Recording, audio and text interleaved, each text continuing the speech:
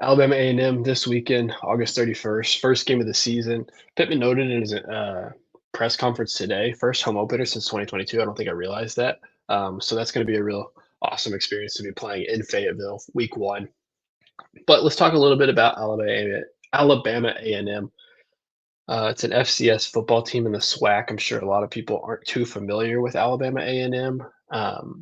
Last year, 6-6. Head coach is Cannell Maynor, but he was fired. So that was their head coach last year. He had been there. He actually had a winning record over his tenure there, but he was fired after a 6-6 season.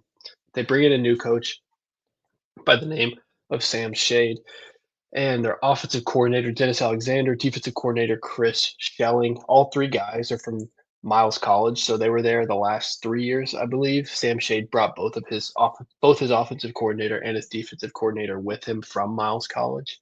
Evidently, they won their division last year. Pittman was talking about it today. So good things from that team. So he's hoping, I'm sure, to bring that to this team.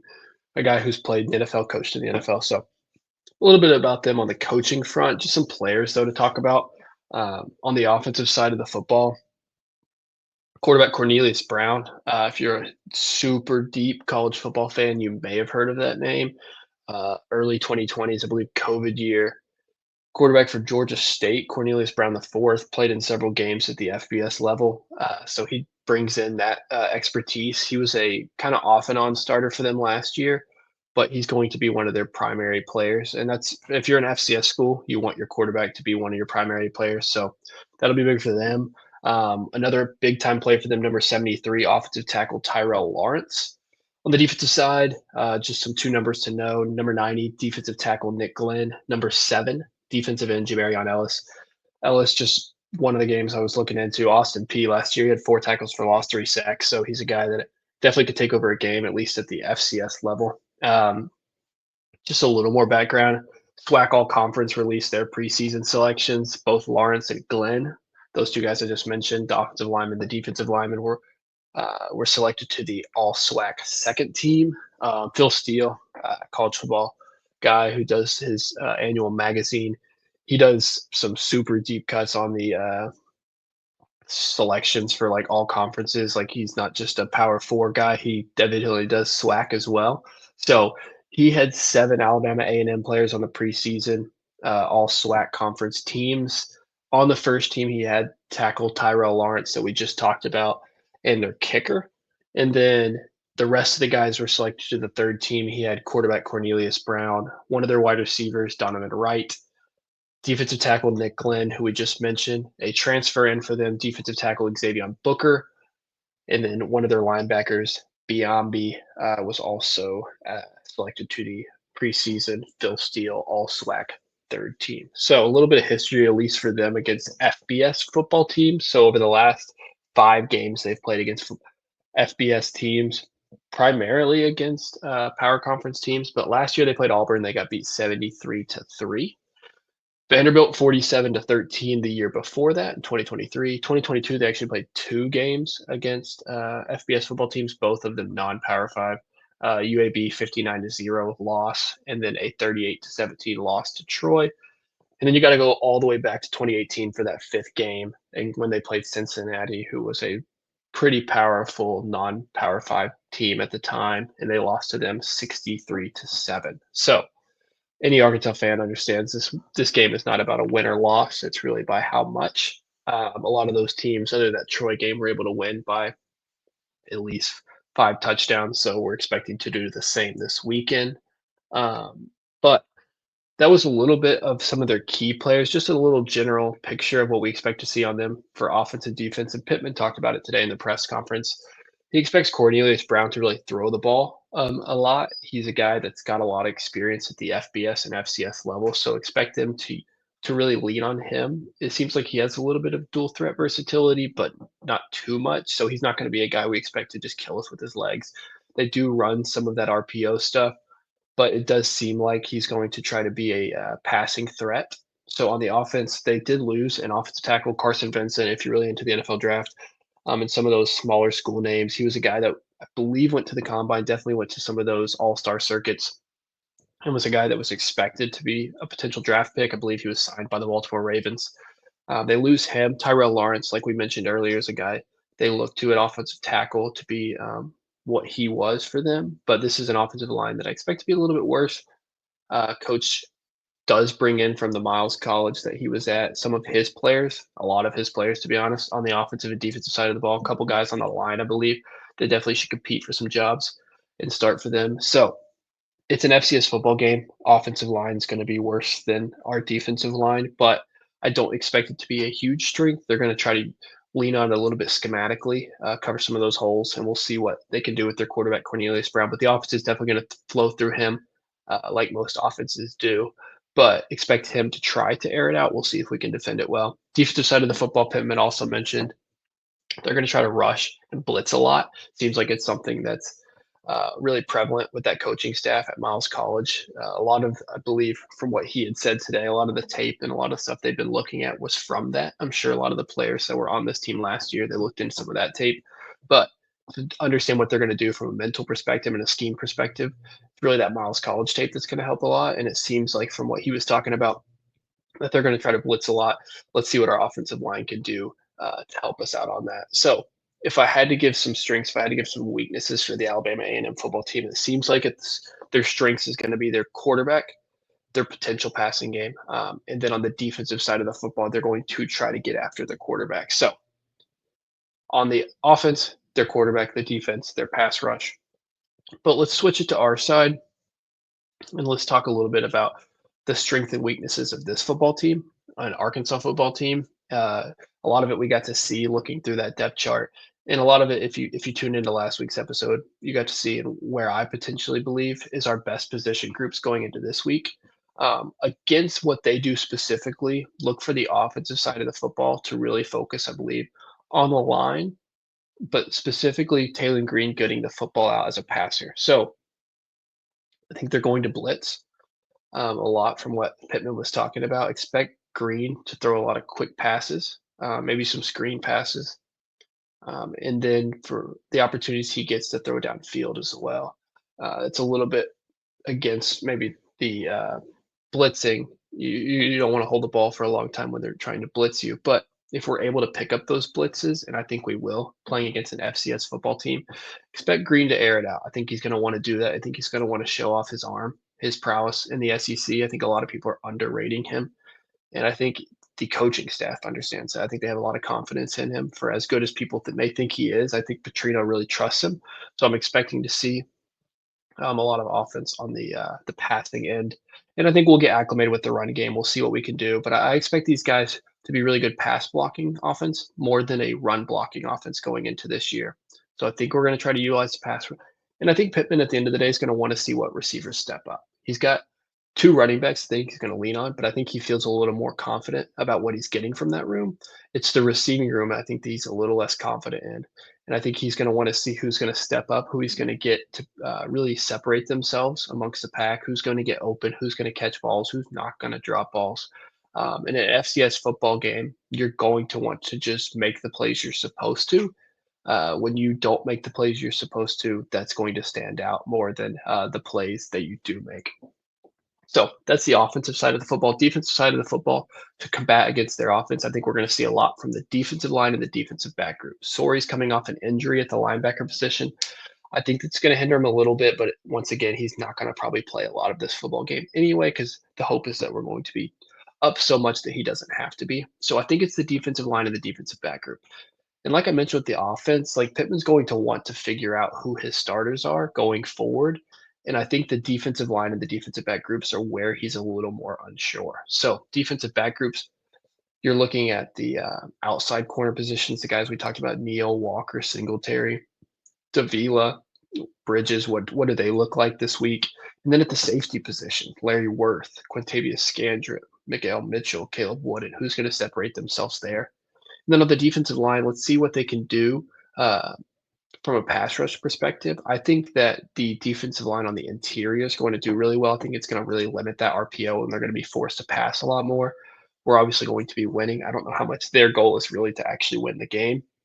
So I'm interested to see how much they do continue to throw the football throughout the game. But I think we're going to force them into those positions. I think we're going to give them long third downs. I think we're going to put them in situations where they're going to be forced to throw the football a lot more often.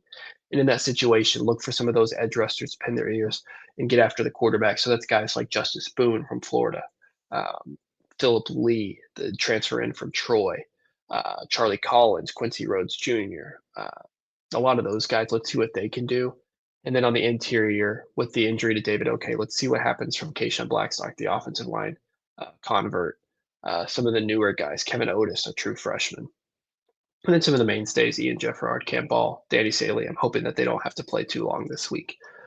So that's kind of the strengths, I think, and the weaknesses for, I guess, for us. If I had to mention any weaknesses and what we could struggle with, uh, I think if we get fooled by the RPOs, if we're in a spot where we're not looking as sharp mentally, that will scare me a little bit.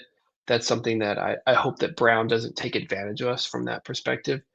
On the offensive side of the football for us, my weakness, I guess, would be just when we pass the football, just silly incompletions, uh, and just putting ourselves in situations we don't necessarily need to be in. Some like 3rd and 9s, or we throw it twice and we're just looking to then convert a first down when we really could be ahead of the chains and have 2nd and 2s or um, 3rd and 1s. Like let's get ourselves in situations where we can continue to convert first downs. So just silly passing areas where we're missing open players because I expect our receivers to be open this game more than any game we're going to play. So at the end of the day, it's going to be Taylor Green trying to make those throws and hitting his players in stride. And I think that if we're going to be weak anywhere, is if he's missing some of those. And some of those are going to be early on, maybe just from pregame jitters. The season starting, it doesn't matter who you're playing against. It's just nerve wracking. But after that first drive, just seeing him kind of get in a rhythm is really the goal. So if their defensive back room, which I don't know a lot about, has some success against us, that will be a little worrisome.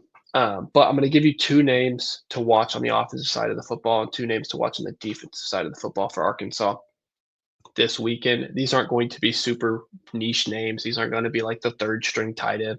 These are going to be names you expect to see early in the game. And these are guys, and they're going to fill up the box score, in my opinion. So, offensive side, quarterback Taylor Green, wide receiver CJ Brown. I'm going to talk a little bit about both of them. Taylor Green, I think he's going to have a phenomenal football game.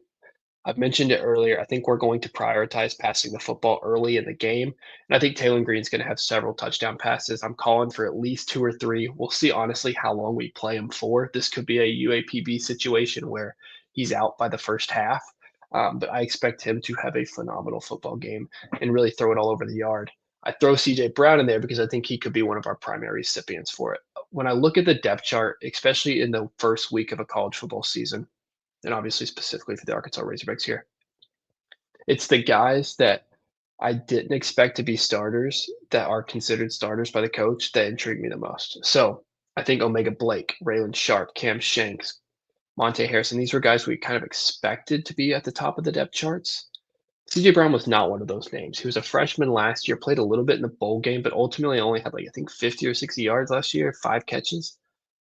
But he's going to play that slot receiver position. And I like to see him this game because I think that if we're able to slow down their pass rush and really pass block well, I think we're going to have the opportunity to beat some of their defensive backs with speed. One of the biggest discrepancies at the FBS, FCS level is speed. We just are going to have guys that are faster than their guys.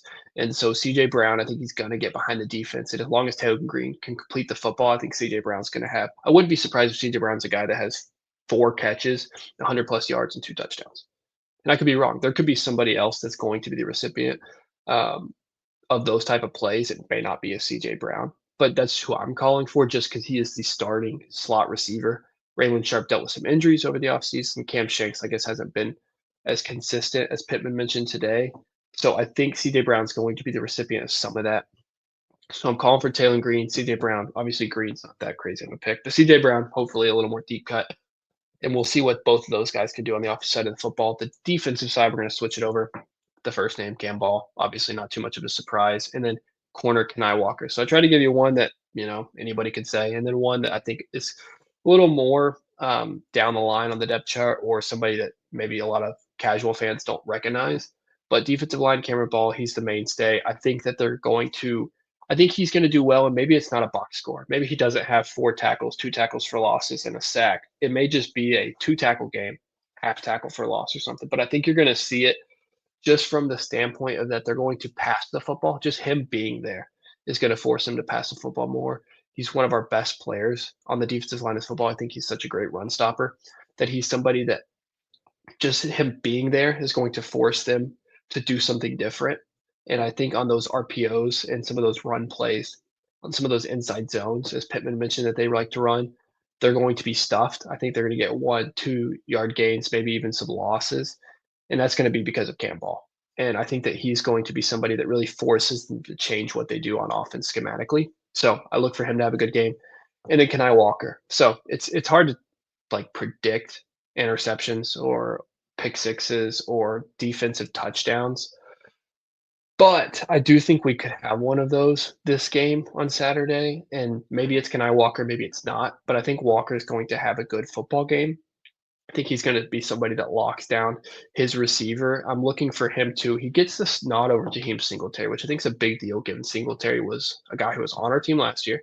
I think by most people's standards was expected to be the starting corner, one of them. It was really okay. Singletary's one of them. Who's going to win the other one?